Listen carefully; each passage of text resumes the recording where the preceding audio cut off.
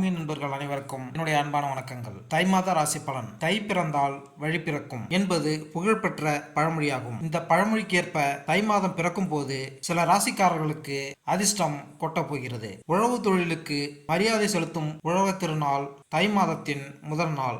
அமாவாசை நாட்களில் பித்ருக்கள் பூஜையை முறையாக செய்து குடும்பத்தில் குழப்பம், சண்டை, வியாதி, வம்ச விருத்தியின்மை போன்றவை ஏற்படும். உலகில் உயிர்கள் பிறக்க காரணமாக இருப்பது சூரிய ஒளி என்பதால் இந்தியாவில் பெரும்பாலான விரதங்கள், பண்டிகைகள், விசேஷங்கள் சூரியனின் மையமாக வைத்து கொண்டாடப்படுகிறது. அதாவது சூரிய பகவான் தனுசு ராசியிலிருந்து மகர ராசிக்கு பெயர்ச்சியாகக்கூடிய மகர சங்கராந்தி ஜனவரி 15ஆம் தேதி, அதாவது தை மாதம் தொடங்க உள்ளது. சூரியனின் ராசி மாற்றத்தால் சிறப்பான பலன்களை பெறக்கூடிய ராசிகள் அல்லது ராசிக்காரர்கள் யார் என்பதை இங்கு பார்ப்போம். சூரிய பகவான் தன்னுடைய மகனான சனி பகவானின் வீடான மகர ராசியில் சஞ்சாரம் செய்ய உள்ளார். மகர சங்கராந்தியான தை மாதத்தின் 12 ராசிகளின் வாழ்க்கையிலும் சாதகமான தாக்கத்தினை ஏற்படுத்தும். கிரகங்களின் ராஜாவாகவும் ஆத்மகாரனான சூரிய பகவான் ஜனவரி 15ஆம் தேதி மதியம் 2:32 மணி அளவில் மகரத்தில்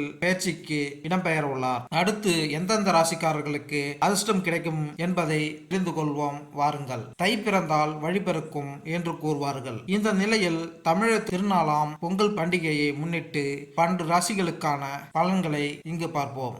விருச்சிக ராசி. எனது அன்பார்ந்த விருச்சிக ராசி அன்பர்களே, உங்களுடைய ராசிக்கு 5ஆம் பாவத்தில் ராகு பகவானும் லாபஸ்தானத்தில் கேது பகவானும் அமர்ந்திருக்கிறார்கள்.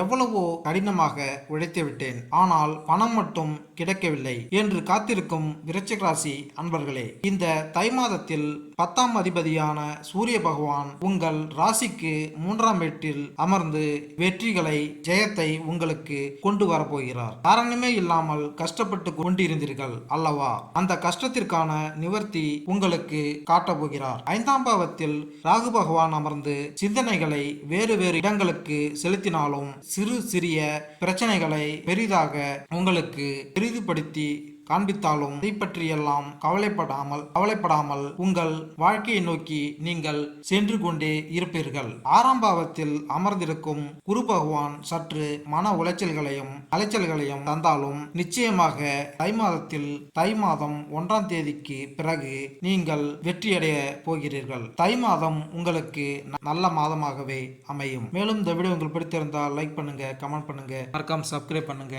நன்றி, வணக்கம்.